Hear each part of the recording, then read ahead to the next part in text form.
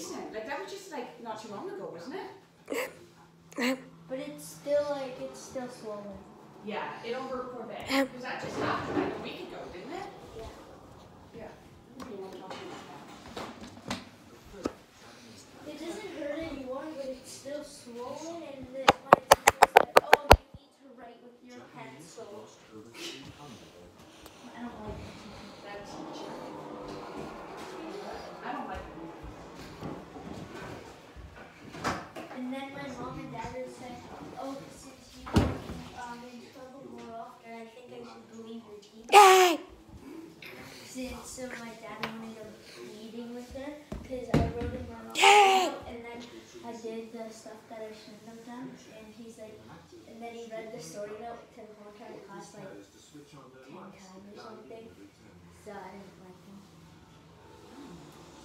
You know what? It's you guys are in the home stretch of school, close to summertime. Brogan? I feel terrible what you did. Brogan? Yeah? So I'm gonna kill you I'm gonna do in your this. sleep. I feel horrible for what you did. Emma's gonna take some drugs now. Emma's drug times are over.